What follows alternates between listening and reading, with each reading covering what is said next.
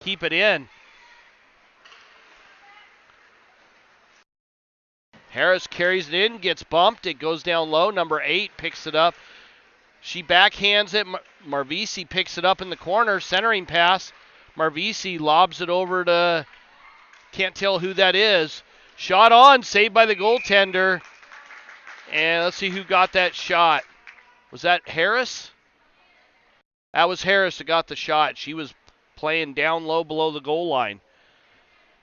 3:16 left in the first period and 10 seconds on the South Dakota power play. Schlusner taking the draw, and that is won by West. Rimmed up, and Schlusner with a good stick check, able to keep West from getting to the puck. Batted up, and Marvisi comes off the half wall, gets it over to Harris. Harris with a shot.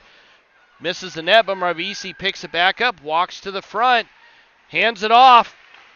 Birch gets a shot off, but that's blocked up front. Picked up by number 20 in the neutral zone, but can't get around Birch. Birch rims it around over to the near side. Marvisi leaves it for Black. Black gets it to Harris. Harris chips that one in and chases it down. Back to Black with a shot and a goal!